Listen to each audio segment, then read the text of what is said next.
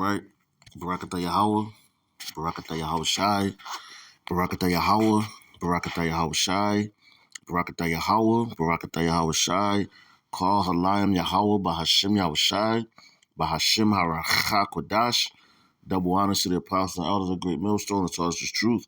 Honors and salutations to the elect, and to the men that died doing the work of Yahweh Bahashim Yahweh Shai, because they shall have ours first. To the men, women, and children that believe on the true name of the Father and the Son, which the Father's name is Yahweh, he exists. The Son's name is Yahweh Shai, because he's coming back to deliver us out of this captivity that we're in.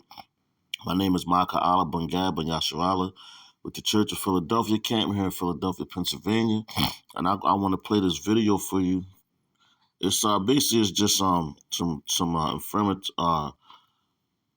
edifying information on Mount Sinai. So without further ado, let me get the video.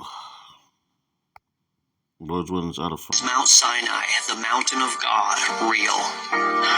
Why hasn't mainstream archaeology taken Mount Sinai seriously? Because for 1,500 years we've been looking at the wrong place. St. Catherine's Monastery, the alleged Mount Sinai site, has no archaeologic evidence to support it. But just 300 kilometers to the east is Jabal el-Lawz, which is potentially the real Mount Sinai. Not only does this mountain appear to have been burned by some kind of heat that melts rocks, it is surrounded by geologic and archaeologic evidence that supports the biblical narrative of the Exodus. Following the path out of Egypt that Moses and the Jewish people could have taken, the Exodus trail begins at the Gulf of Aqaba, where the Israelites were stuck between a rock and a hard place. Technically, rocks in a wet place. On one side, a mountain with the only entry blocked off by the Pharaoh's army, and the other side, the Red Sea.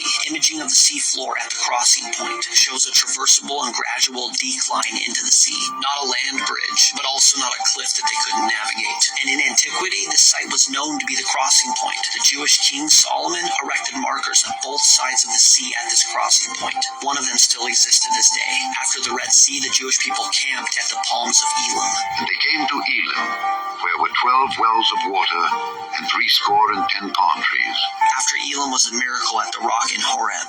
Behold, I will stand before thee there upon the rock in Horeb, and thou shalt smite the rock, and there shall come water out of it, that the people may drink. Here's what we would want to see to validate that it's the real rock in Horeb. It would need to be identifiable near Mount Sinai and have evidence that water flowed from it. This rock is massive. It sits atop a hill and sticks out like a sore thumb. And even though this is a desert climate, there are clear signs of erosion, and it looks like the water source came from the rock. Next stop, the altar to the golden calf.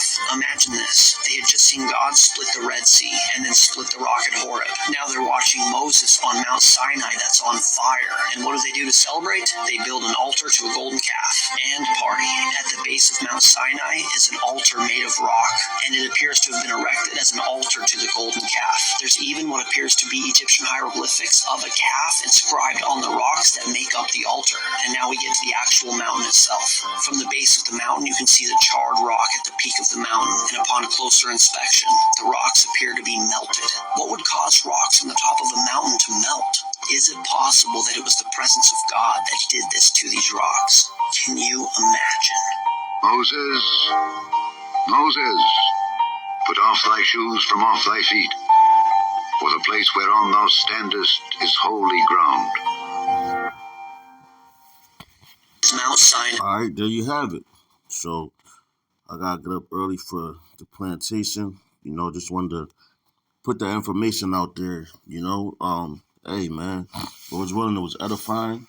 To the next lesson, I'm gonna say my wife a Bible ball. Shalom, Yasharala, Yom Shalom. Shalom.